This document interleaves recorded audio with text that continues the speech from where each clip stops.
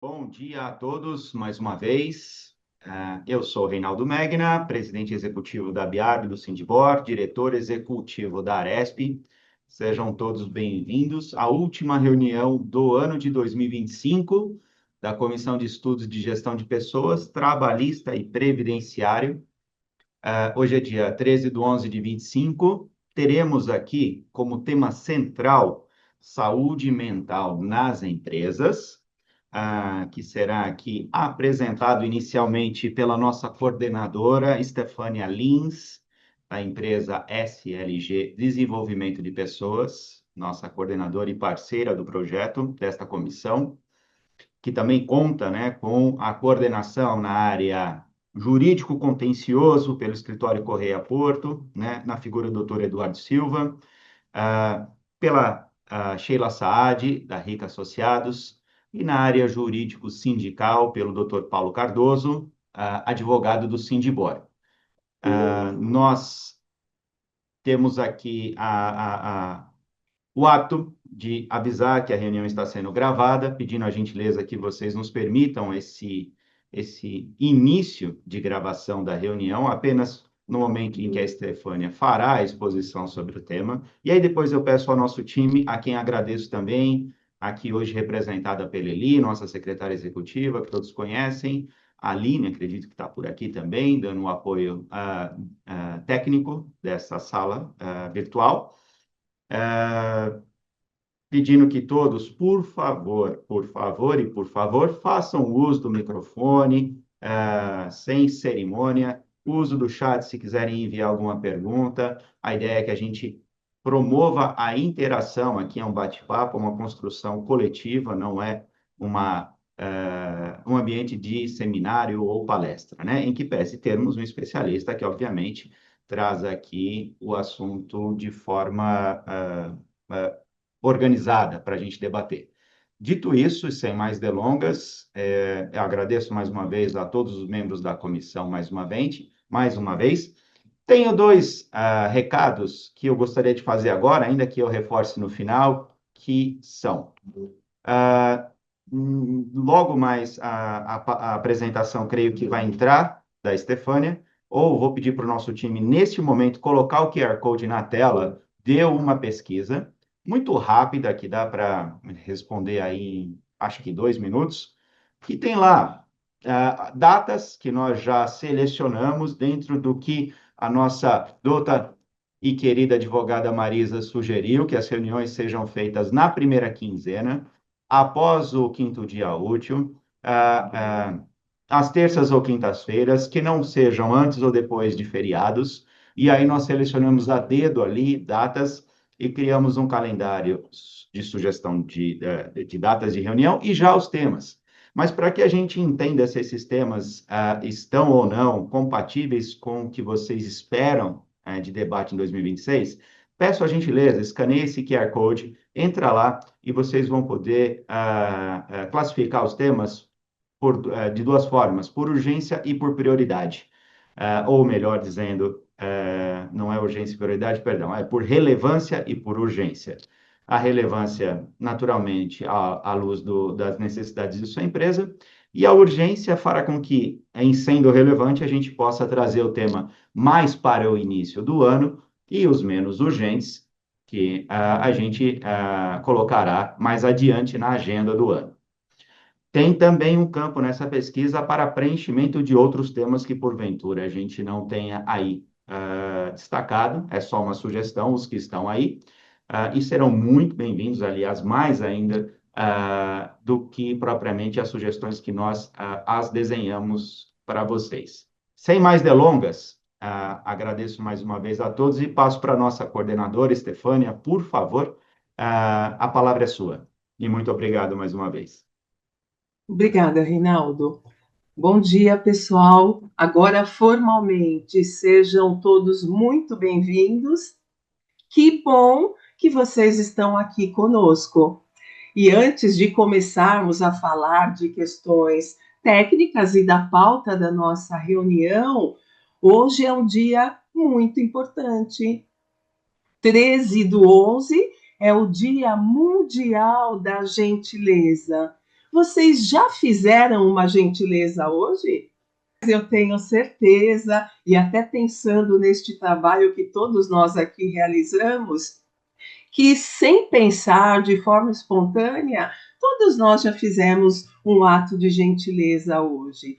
Eu julgo que um bom dia, um agradecimento, um obrigado, são atos de gentileza.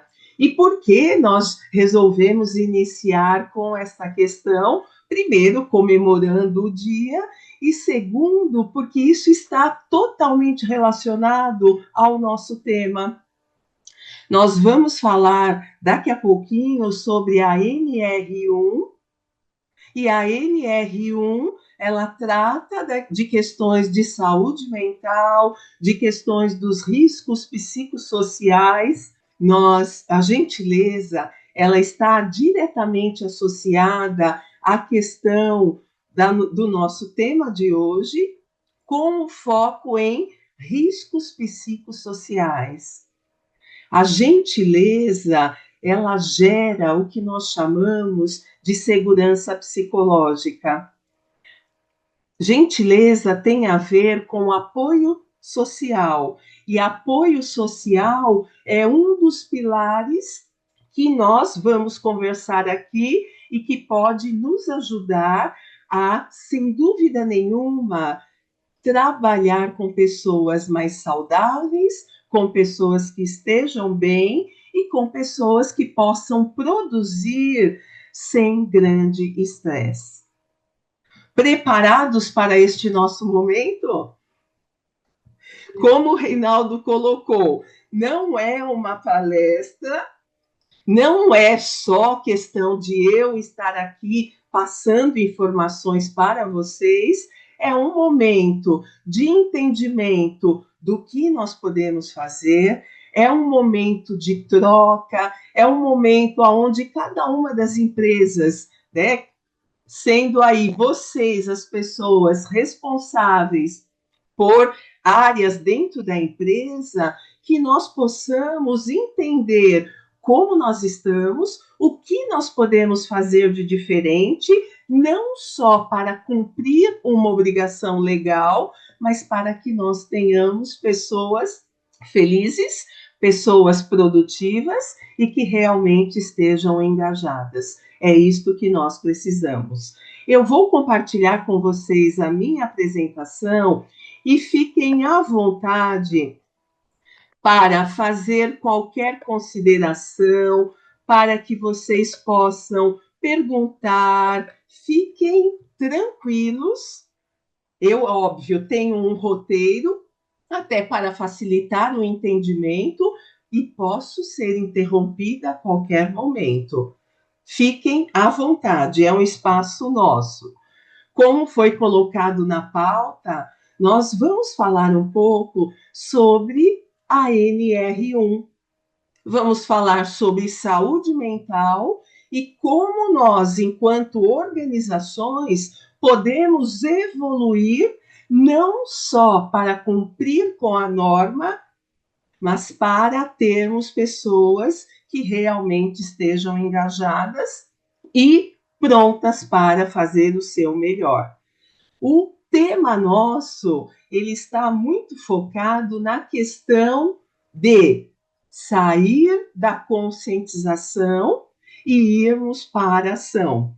E este momento, ele tem como objetivo trazer algumas questões ainda que são muito importantes sobre a NR1 e partirmos para a ação.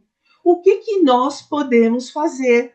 E eu tenho certeza que nós temos aqui empresas que já estão caminhando com relação ao cumprimento da norma, embora seja o ano que vem, lá em 2026, em maio, que nós iremos começar a atuar, né, nesse sentido e a termos aí, muitas vezes, visitas, mas tudo a caráter ainda educativo.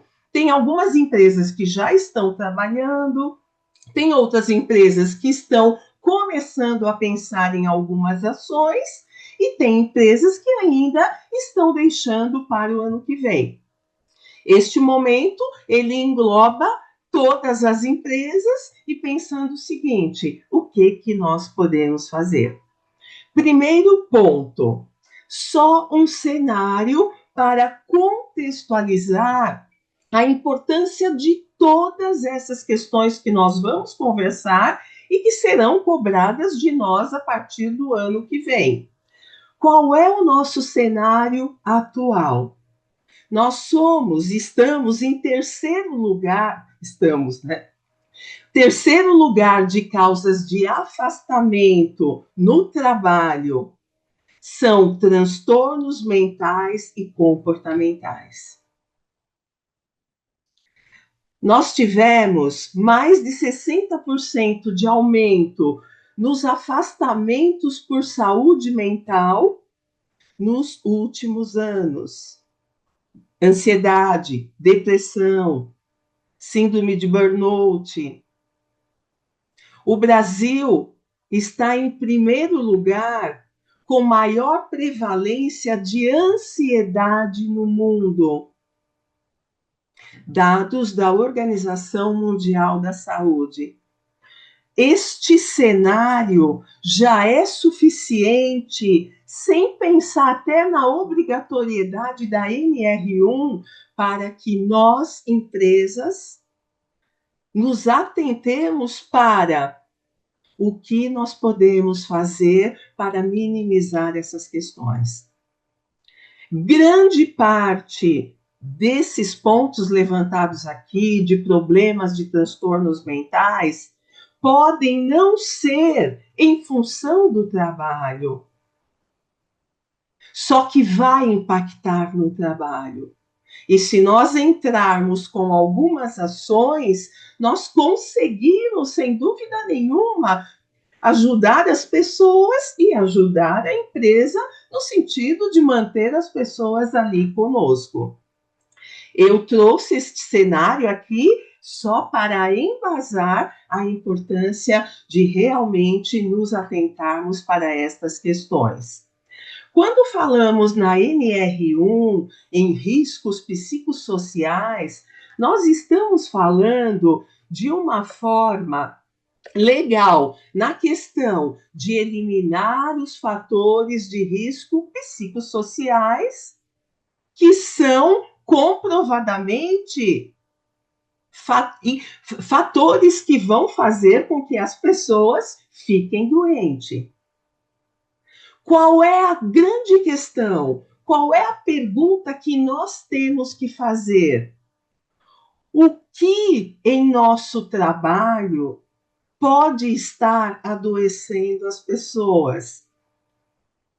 E qual é o resultado que nós teremos quando nós olhamos para essas questões, quando nós minimizamos os riscos? Um ambiente de trabalho saudável, seguro e, leia-se, produtivo.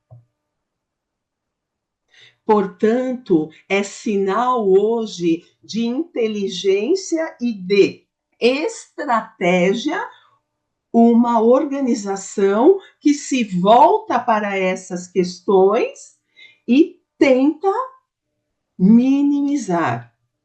Mesmo, mas eu não tenho nenhum risco. Vamos olhar, que bom que nós não temos.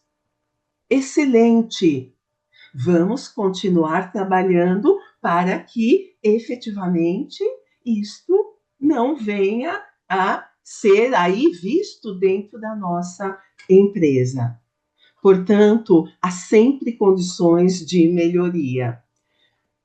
Por que o RH deve assumir este protagonismo?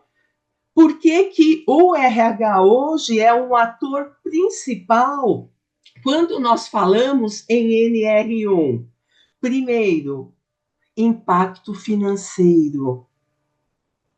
Não só pensando em custos diretos com afastamento.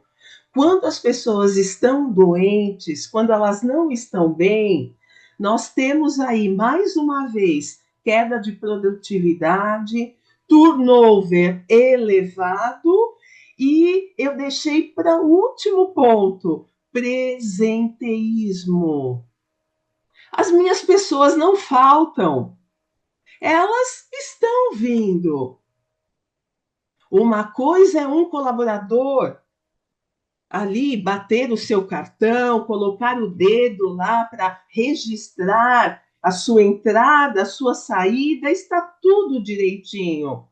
Só que esta pessoa está trabalhando de uma maneira em automático, sem envolvimento. Ela está ali, mas ela não está verdadeiramente ligada àquilo que ela está fazendo.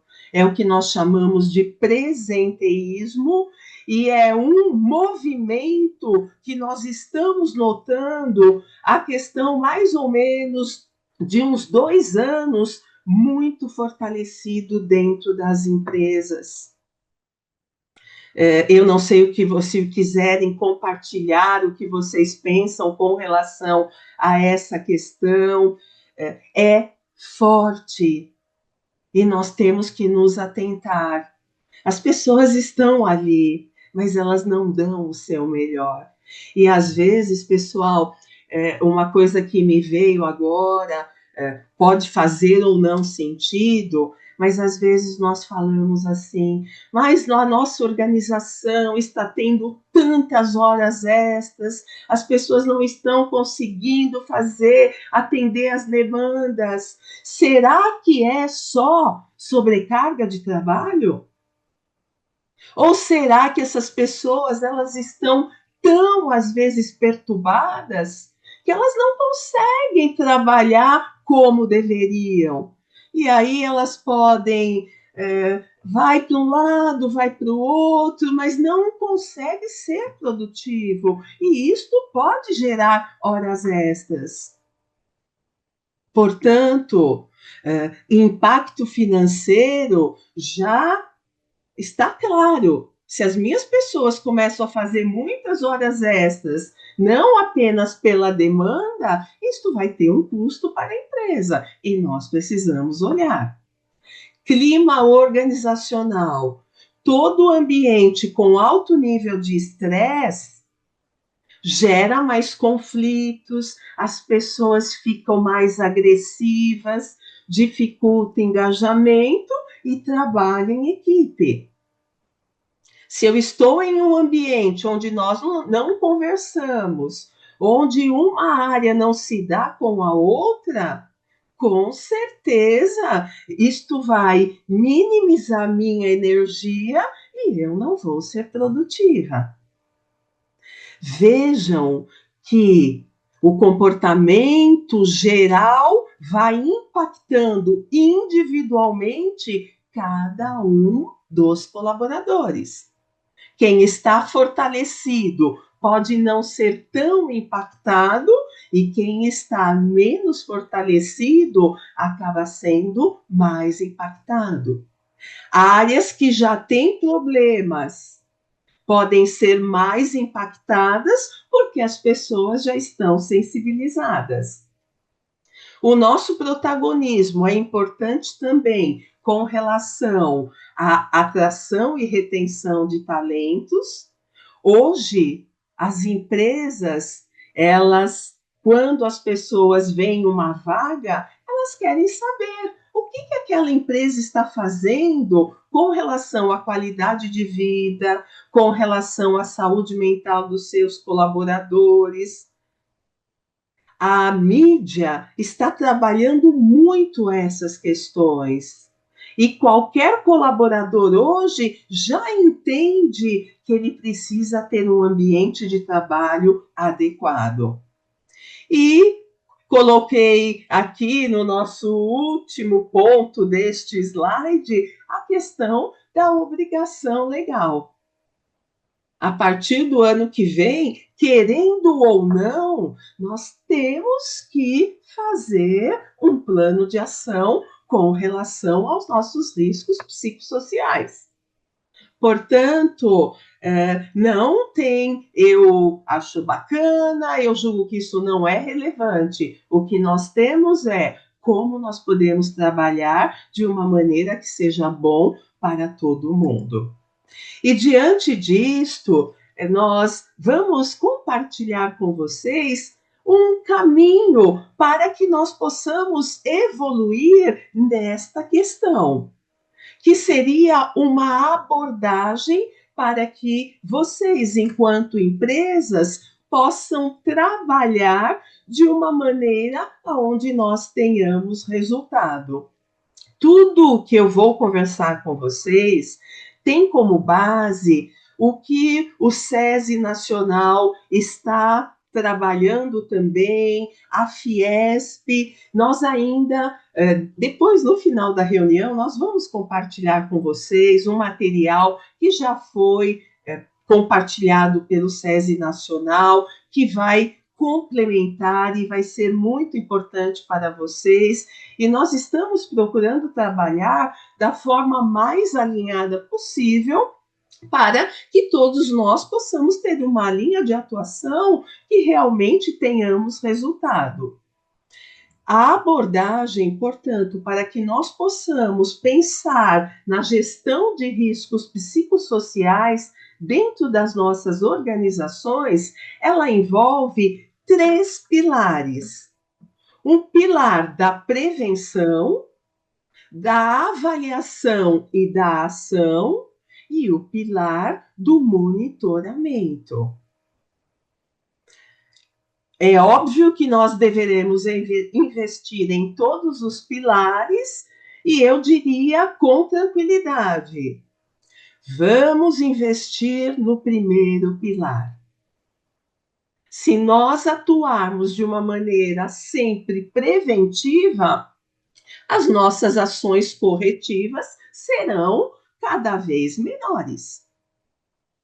Vamos investir em prevenção, porque prevenção também é um fator que vai capitanear uma imagem positiva da nossa organização.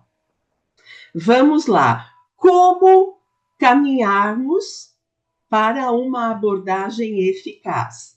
Caminho 1, depois nós vamos encaminhar para vocês tudo que eu estou colocando aqui e também estamos à disposição para qualquer dúvida e qualquer esclarecimento. Caminho 1, o que nós podemos fazer com relação a quando falamos do pilar prevenção? Primeiro ponto, são coisas que nós todos sabemos, são fatos que nós todos já estamos trabalhando e que podemos intensificar. E se não estivermos trabalhando, já é um caminho para colocar no planejamento estratégico de 2026. Primeiro, uma liderança capacitada. Quando falamos em NR1, em riscos psicossociais, tem um campo que trata da questão da liderança. A liderança é um fator de risco psicossocial. É complexo falar isso, mas infelizmente é isto.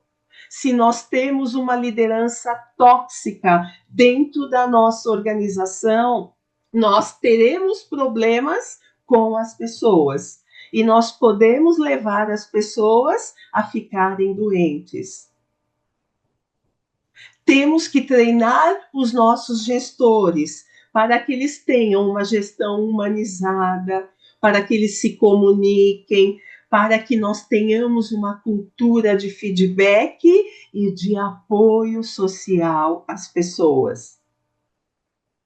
Segundo ponto, precisamos investir na questão de qual é o meu objetivo enquanto colaborador. Quais são as minhas responsabilidades? Qual é o meu papel aqui dentro da organização?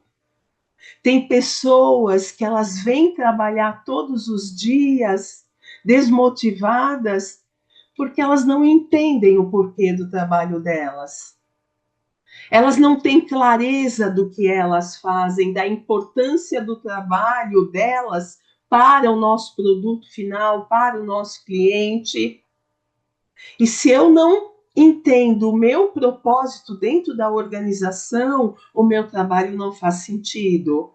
E, portanto, isso gera uma desmotivação. E a nossa linha de pensamento deve ser a seguinte: eu estou desmotivada, eu não estou bem, isto vai afetar a minha saúde e, consequentemente, pode me levar a ter um problema mental. Que seja uma ansiedade, um distúrbio mental, uma ansiedade, uma depressão, uma síndrome de esgotamento, um toque. Nós temos várias questões. E tudo isto provado cientificamente. Nós não estamos falando aqui de autoajuda, nós não estamos falando aqui da questão de repente, isto está na moda. Não é nada disto. Nós temos evidências de todas essas questões que estão sendo apresentadas. Como prevenção, temos que investir em canais de escuta, e não só canais de escuta formais dentro da empresa, CIPA, ouvidoria, a nossa área de compliance, o nosso canal de denúncia. Nós precisamos de canais abertos de comunicação com liderança também e com o RH. O RH deve ser um local onde as pessoas se sintam à vontade e seguras para se colocarem. Não pode vazar nada da área de RH, porque se vazar alguma coisa, o colaborador passa a desconfiar. E se ele desconfiou, nós temos aí um ambiente onde nós estamos proporcionando um risco psicossocial àquele profissional. E temos também que ter ações com relação à promoção de saúde, ações de conscientização, programas de qualidade de vida. Nós precisamos entender as áreas da nossa empresa que precisam de pausas, que são pausas para a pessoa se descentralizar no sentido, eu saio um pouquinho de toda essa minha questão de trabalho, eu dou uma relaxada e eu volto. E hoje essas pausas, nós temos pausas legais, e às vezes é importante ter pequenas pausas, onde a pessoa, estando trabalhando, ela vai pausar alguns segundos. Para quê? Para balançar os braços, para dar uma alongada, e isto já vai ajudar a pessoa a se centrar novamente. Diminui o cansaço, reenergiza a pessoa. E não é perder tempo, é ganhar tempo, porque a pessoa fica mais focada. E trabalhar também a questão de equilíbrio entre vida profissional e pessoal. São itens que, se nós pegarmos as melhores empresas hoje para trabalhar, são pontos em que essas empresas estão em destaque. E que, portanto, independente do tamanho da nossa empresa, nós podemos atuar nesse sentido. Caminho 2, avaliação e ação. Lembram-se, nós temos falado, Reinaldo, desde que eu entrei na comissão, que o SESI estão preparando, né, todo o material, já temos uma parte preparada, e ali consta os questionários que nós poderemos usar para podermos fazer a avaliação, o entendimento de como nós estamos com relação aos fatores de riscos psicossociais. E nesta avaliação que é o passo da identificação, nós vamos fazer uma triangulação entre três, vamos pensar assim, ferramentas. Nós temos que ter um entendimento, um checklist da nossa organização, pelo empregador, por nós, o que a empresa diz, o que a empresa faz. O que a empresa diz que faz com relação a estes fatores de riscos psicossociais? Aí nós devemos aplicar um questionário no trabalhador. O que este trabalhador percebe com relação a cada um desses fatores? E nós temos que ter, são 3 pontos, e nós temos que ter o terceiro, uma observação profissional de um técnico, provavelmente da área de segurança no trabalho, em conjunto com a área de RH, para observar e ele poder dizer também o que ele entende ali, se nós temos riscos ou não, qual é o grau de severidade desses riscos, para que nós possamos ter aí um diagnóstico. Não é uma visão, nós temos que ter um entendimento total e, a partir disso, nós podemos, sem dúvida nenhuma, deixa eu só voltar um pouquinho, a partir disto, nós teremos aí um diagnóstico. E a partir deste diagnóstico, nós vamos pensar em um plano de ação.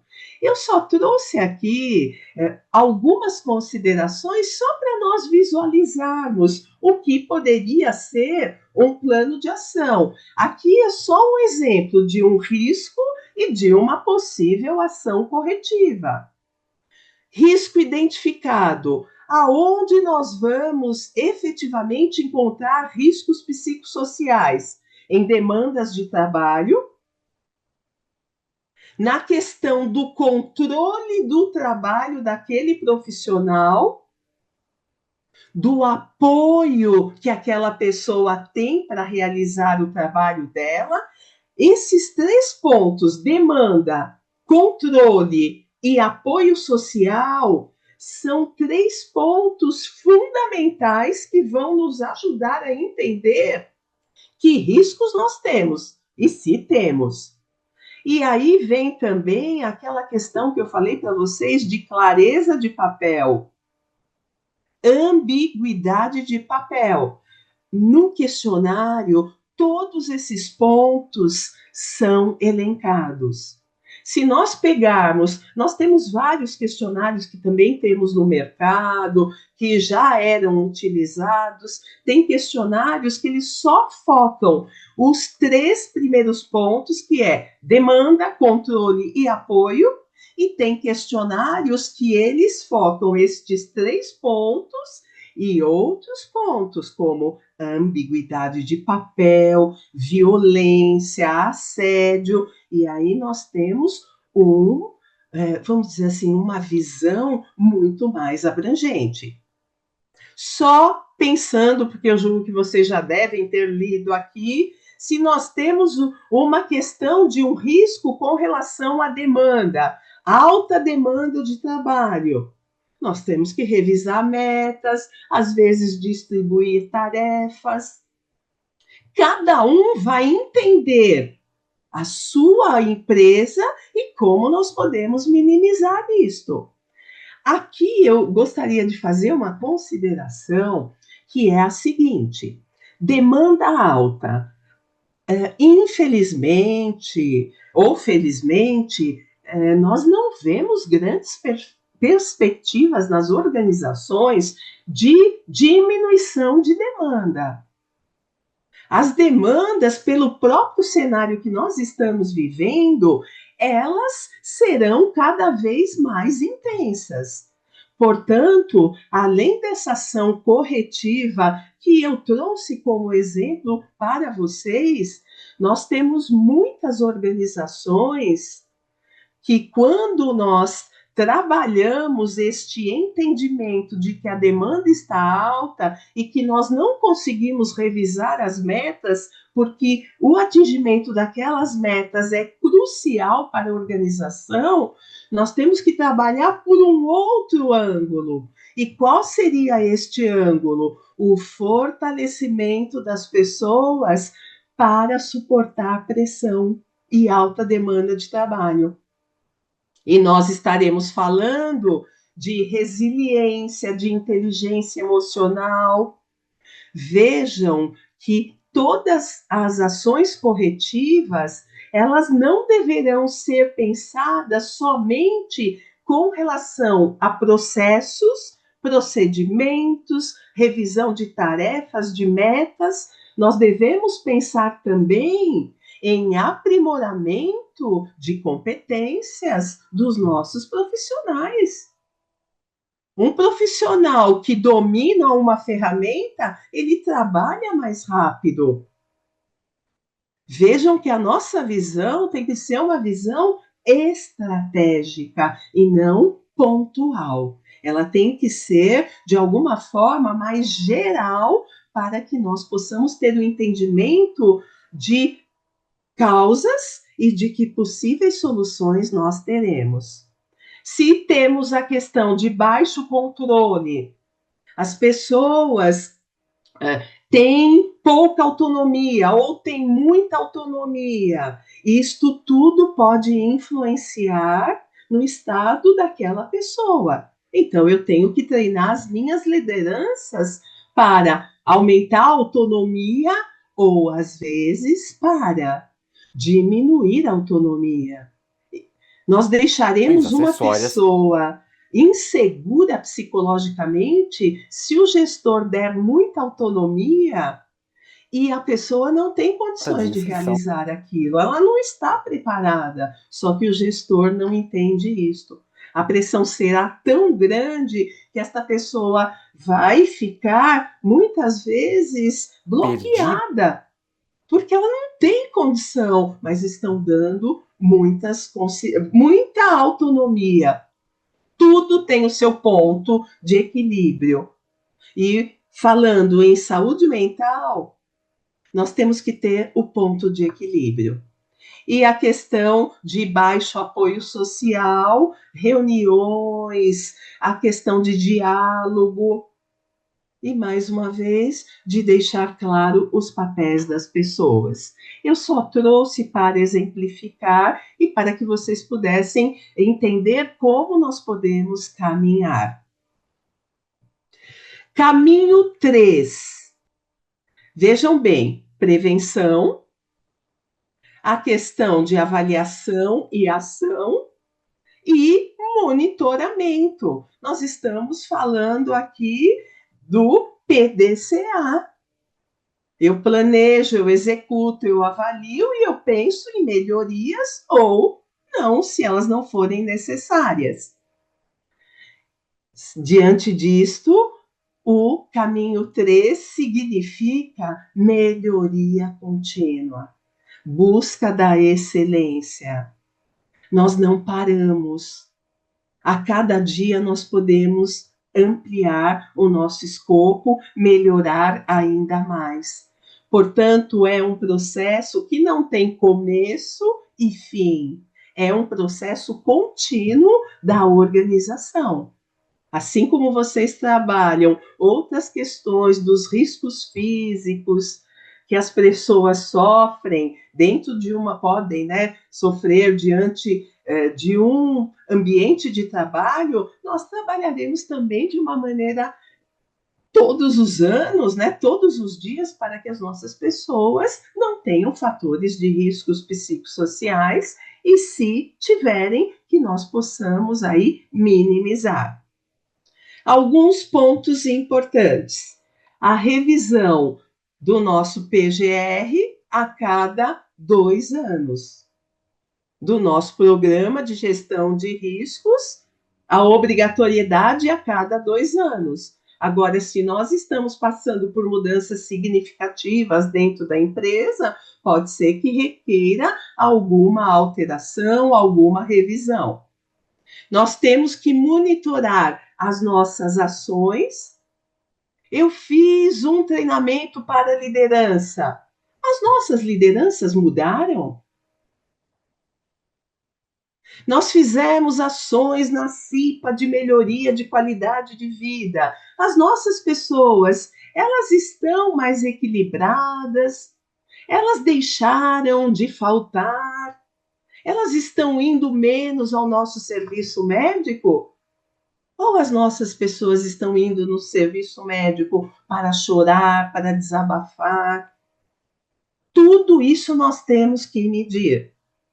Não é fazer um plano de ação, apresentar para a diretoria e tá tudo bom, já fizemos. Não, tem que ter uma implementação, um acompanhamento, mas muito forte e muito ciente se realmente nós estamos tendo resultados ou não. Quais são os nossos indicadores de resultados diante das nossas ações em RH? Nós precisamos de termômetro. Como é que está o ambiente nas nossas fábricas, nas nossas áreas? Está muito quente? Está morno? Está frio? Como é que nós observamos isso? Absenteísmo, turnover, resultados de pesquisa de clima organizacional, conversas com os nossos profissionais de segurança, com o nosso médico, com a enfermeira que fica lá atendendo as pessoas. Tudo isto nos dá um entendimento de como as pessoas estão. E se as pessoas estão bem, menos riscos para a empresa, menos custos e mais produtividade. Só para fecharmos, eu trouxe um roteiro que pode ser para nós um checklist de como nós podemos aí começar a pensar na implantação da NR1 em nossas organizações. E, mais uma vez, para sustentar também o que eu estou falando, o que algumas empresas estão fazendo. As empresas que estão no nível 1, nós chamamos de nível apenas de reação, elas estão fazendo o quê? Elas estão atualizando as papeladas, elas estão deixando tudo registrado em uma abordagem de início e ainda de uma passividade, que não vai gerar uma mudança real. Não é apenas atualizar o meu programa de gerenciamento de risco. É claro que nós vamos atualizar, mas é mais do que isso. Algumas empresas estão no nível 2, que é o nível de medição. Elas já começaram a buscar no mercado, tem empresas que estão criando o seu questionário. O SESI Nacional já disponibilizou o questionário deles, todas as informações e darão o apoio para que nós possamos aplicar e entender, né, como estamos, quais são os nossos riscos.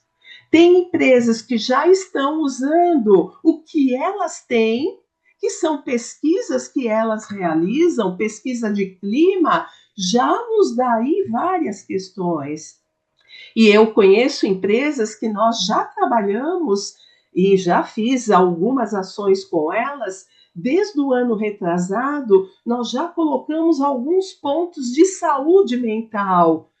E com a questão do Covid, isto ficou um pouco mais fortalecido. E por isso que já tem algumas empresas que têm aí um material que elas já podem realizar um plano de ação. E no nível 2, as pessoas estão focadas em entender, efetivamente medir os riscos. Nível 3, são empresas que estão fazendo a integração, que elas são empresas referência, elas já estão entendendo quais são os riscos e já estão trabalhando. E isto tem a ver com mudança de cultura, treinamento de líderes, revisão de processos. O que eu tenho observado em meu trabalho? Grande parte das empresas hoje, nós já estamos atuando no nível 3 da seguinte forma, já trabalhando com as lideranças e com os colaboradores. E já com planejamento de como será a pesquisa para o ano que vem, o questionário de entendimento. Mas algumas empresas já estão efetivamente entrando com palestras, conscientização, para começar a fazer com que as pessoas se atentem para essas questões. Foco, portanto, conscientização das nossas lideranças. Há uma atuação hoje grande nesse sentido, com relação à jornada de saúde mental e palestras de conscientização. E jornadas de saúde mental são momentos de escuta das lideranças, aonde nós estamos apoiando a liderança e preparando essa liderança para apoiar os colaboradores. E com os colaboradores, conscientização sobre saúde mental. Não é falar da NR1, é conscientização sobre a importância do autocuidado e do equilíbrio entre vida pessoal e profissional. Nós temos vários pontos aonde nós podemos minimizar os nossos riscos psicossociais. Próximos passos. Então, o que nós todos devemos aí colocar no nosso radar? Vamos aplicar o questionário e fazer um diagnóstico. Vamos capacitar, alinhar e treinar todas as nossas lideranças. E a partir disso, vamos integrar, garantir que o nosso time de segurança no trabalho integre formalmente os nossos, nos programas de riscos psicossociais e possamos fazer um trabalho de equipe. E a cultura da nossa organização, ela deve estar voltada para pessoas. As pessoas são a ferramenta mais importante do nosso negócio. Estes são os pontos mais importantes para que nós tenhamos aí uma linha de atuação e estamos à disposição de vocês para qualquer suporte, para esclarecermos e trabalharmos em parceria. Vocês têm alguma consideração? Nós sempre perguntamos para vocês, nós estamos abertos, que esse nosso grupo possa ser um grupo de discussão, um grupo que crie, inovações para as nossas organizações.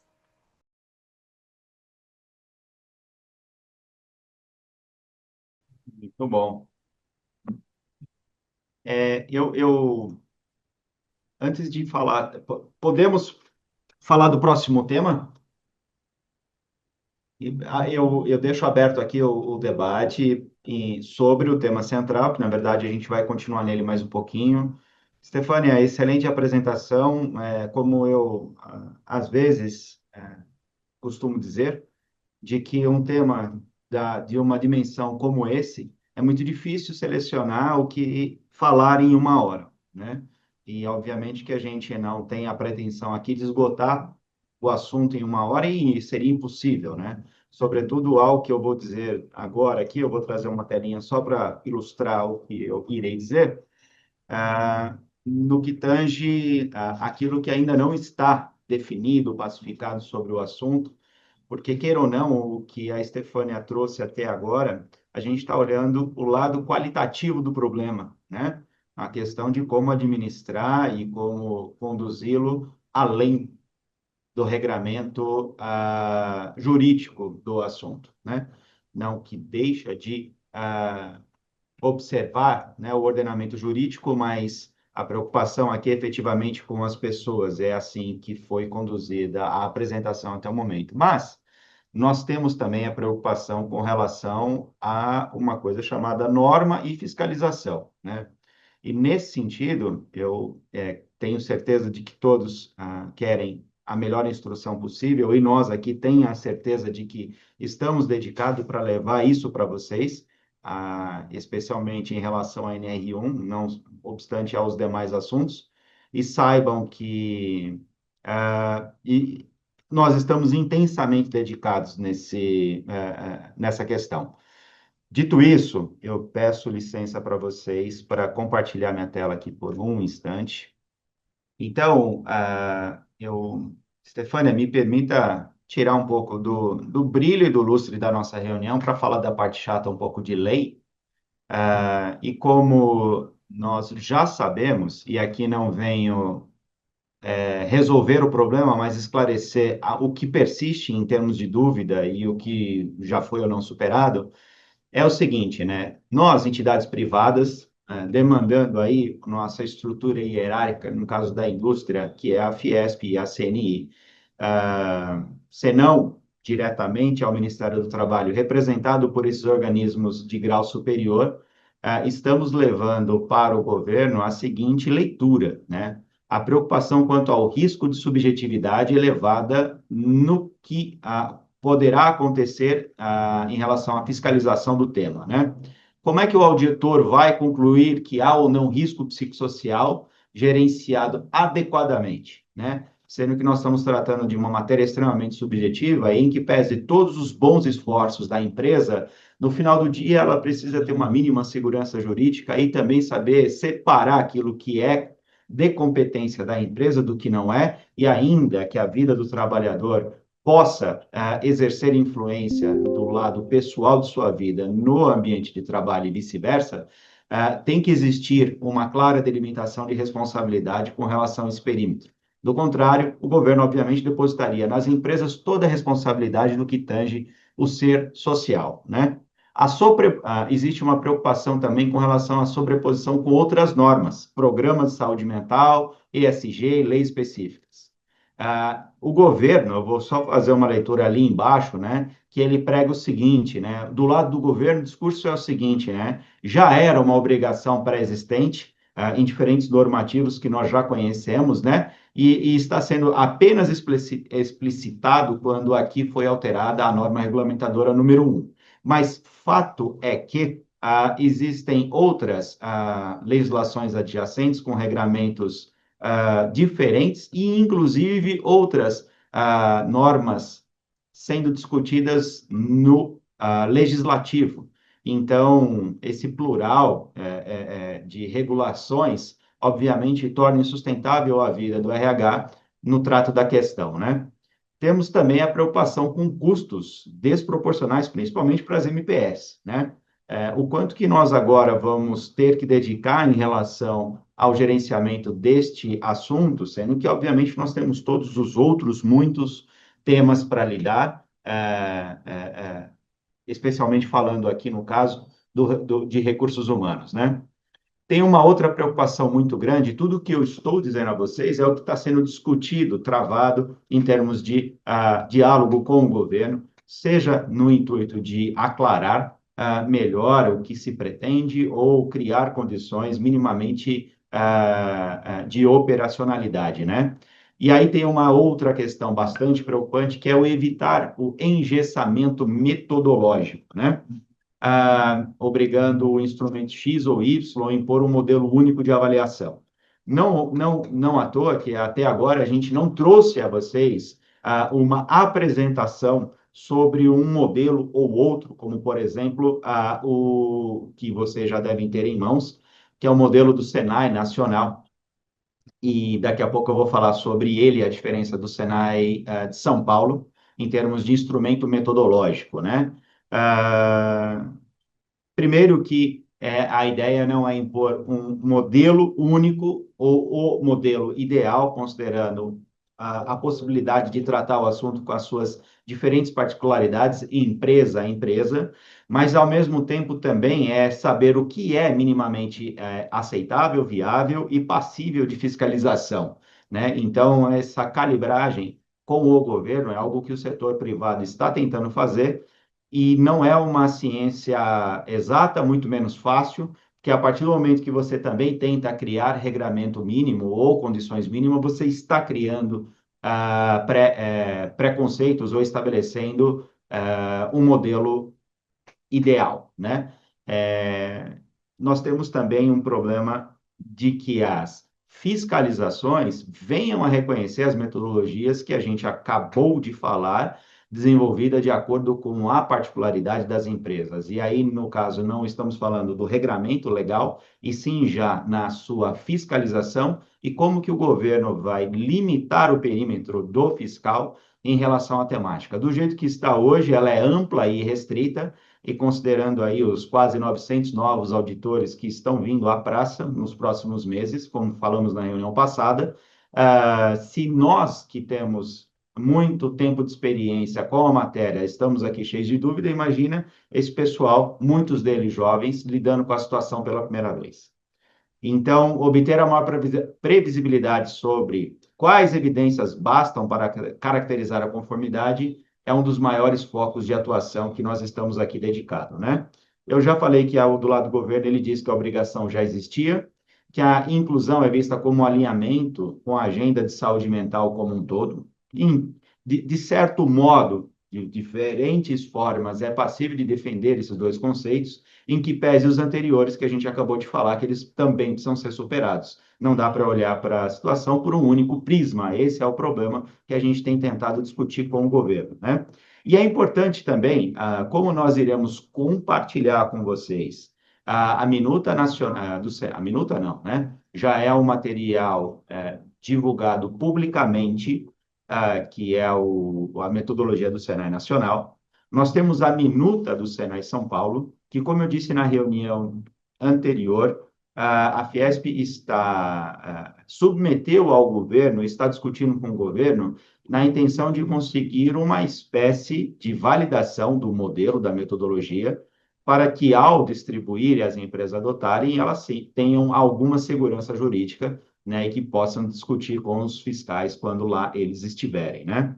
E é importante destacar em relação à metodologia nacional, e aqui faço uma observação, que tudo que vocês estão lendo é o recorte de nossa entidade, a Biarb, Sindibor, Aresp. Isso, as informações, elas não foram extraídas de lugar nenhum diferente, então aqui cabe uma interpretação diferente, caso alguém, e um dia vocês venham a participar de outra apresentação sobre o tema. Mas aqui a gente observa o seguinte: o guia do governo, que possivelmente uma empresa, ao lê-lo, poderia pensar que, em seguindo, ela está abastecida, é bom que ela esteja advertida de que não é uma metodologia oficial de avaliação psicossocial, não define instrumentos obrigatórios como checklist, questionários, escalas, não que isso não tenha que ser adotado, não substitui metodologias existentes, como, por exemplo, a do SESI, que nós vamos compartilhar já a nacional, então, logo seja possível, a paulista, e não estabelece critérios quantitativos fechados, como pontuação, matriz de risco ou processo de convergência, e também não dispensa o uso de metodologias estruturadas, tá? Falando um pouquinho sobre a diferença, e aqui, muito rapidamente, vou concluir a minha fala, no que tange a dois modelos que vamos considerar que eles são os melhores modelos que nos representam, por se tratarem de construções feitas no âmbito da indústria nacional, né? Temos aqui o modelo nacional e o modelo de São Paulo. O Senai, o SESI, perdão, nacional, ele tentou ser extremamente rigoroso em apresentar um documento que reflete a lei. Então, ele faz o diagnóstico dos fatores risco-psicossociais integrados ao PGR. Já falando do modelo de São Paulo, a diferença prioritária é de que tentou-se permitir a a avaliação subjetiva do assunto ou até mesmo permitir que as empresas se defendam quando houver a caracterização deste subjetivismo e, consequentemente, ela não ser responsabilizada por aquilo que ninguém consegue materializar, ninguém consegue quantificar, né? Consegue falar a culpa é A ou B, ou se é que há culpa, né? E aí, consequentemente, sempre cair na conta da empresa, independente de qualquer avaliação da situação. Então, o modelo de São Paulo se preocupa muito em afastar esse tipo de caracterização da responsabilização no que tange o perímetro da empresa. Já o nacional, ele se preocupou em atender a lei, né? Ipsis literi. Só que ao atender a lei,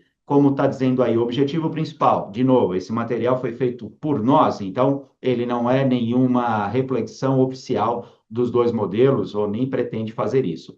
Mas o modelo nacional, ele observa a conformidade legal e o advento da fiscalização no que tange ao PGR. Tem lá um checklist de organizacional, tem um questionário para os trabalhadores, tem um questionário sobre saúde e segurança do trabalho.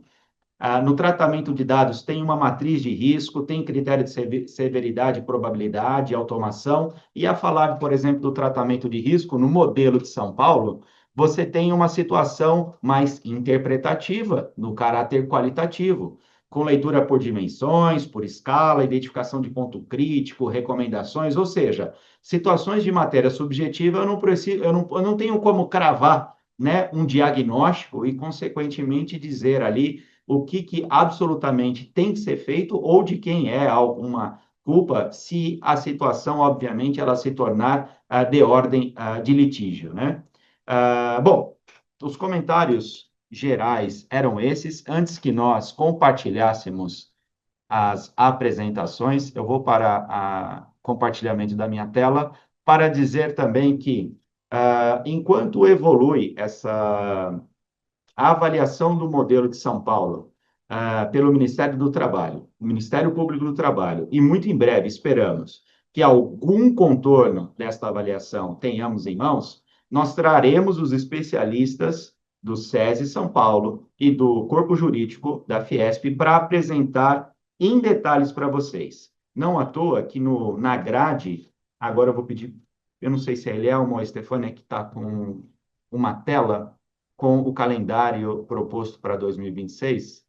Bom, nós nos arriscamos aqui em colocar esse tema como o primeiro tema do ano, NR1, riscos psicossociais, justamente imaginando que até lá nós já tenhamos evolução sobre ou a avaliação do modelo de São Paulo, ou a alteração possível que possa acontecer em termos legislativos, na norma em si, que nós estamos discutindo e negociando com o governo, ou até a prorrogação de prazo, porque nós estamos naquele período de 12 meses, maio 25, maio 26, de que é um período orientativo, educacional, de ambientação das empresas em relação à implantação deste novo modelo, né? Não existe nenhum viés punitivo e compulsório nesses 12 meses que estamos vencendo. Há também uma solicitação ao governo de que, enquanto todas essas dúvidas que eu comentei com vocês não venham a ser esclarecidas, de que não se inicie, né, a contagem aí do tempo compulsório e punitivo desta nova normativa. O governo já demonstrou aí que não está muito aberto a essa nova prorrogação, pois uma já aconteceu. Todavia, a gente entende e respeita, desde que, obviamente, todas essas dúvidas que eu trouxe no começo aqui sejam esclarecidas. Como faltam 3 minutos para 11h30, eu vou comentar com vocês muito brevemente e agradecendo a todos que responderam ao survey, que nós colocamos um QR Code aí. Quem não entrou, eu vou pedir a ele que entre agora, até porque ler essa tela muito rapidamente aí não vai dar, né? A Eli ou quem tiver aí, por favor, que volte à pesquisa com o QR Code. Mas para dizer, esta apresentação será enviada para vocês, a apresentação da Estefânia, com a síntese do que eu comentei das metodologias Senai Nacional e São Paulo. Hoje é certeza que eu, junto com o material, irá a metodologia do Senai Nacional e o guia do MTE, que eu acabei de citar, que ele não substitui a metodologia Senai ou qualquer uma outra, considerando que a metodologia do Senai é só mais uma. Então, esse material irá tudo isso, e também irá a grade de temas que nós propusemos agora há pouco, eu mostrei para vocês em tela, para 2026, junto ainda com o QR Code que vocês estão vendo em tela, quem não escanear que agora, que pode vir a fazer depois, pois lá nessa pesquisa, não só a gente está pedindo que vocês avaliem os temas, dando ali o seu grau de urgência e relevância do tema, de forma que a gente poderá distribuir melhor, os distribuir melhor na nossa grade 26, mas mais importante, repito, ao final tem uma pergunta, sugiram outros temas que porventura vocês queiram que sejam apreciados em 2026. Então, com a apresentação que irá hoje desta reunião, lembrando, material da Estefânia, os manuais que nós poderemos, ora, disponibilizar, como o Guia do Governo e o Senai Nacional, a pesquisa, que a gente vai deixar mais um pouquinho aberta antes de concluir a grade, que antes do final do ano nós vamos enviar para vocês, tanto as datas quanto os temas já previstos e, óbvio, ao longo do ano, surgindo novos acontecimentos que nos exija mudar a cronologia que nós pré-estabelecemos, assim o faremos, pois o que pauta a nossa vida, na verdade, é o que acontece do lado de fora e não, infelizmente, do lado de dentro, né? Porta para dentro. Eram esses os meus recados aí, a minha contribuição. Eu vou voltar para a nossa coordenadora e para todos vocês, obviamente, deixando aberto aqui para contribuições de toda a natureza. Estefânia. Nós agradecemos a presença de cada um de vocês. Qualquer dúvida, estamos à disposição e esperamos todos vocês. Eu já estou lá em 2026, em nossas reuniões, para que nós possamos trabalhar em conjunto. Perfeito. Obrigada. Bom, obrigado a todos. Tchau, tchau, pessoal. Tchau, tchau, pessoal. Boa continuidade de dia.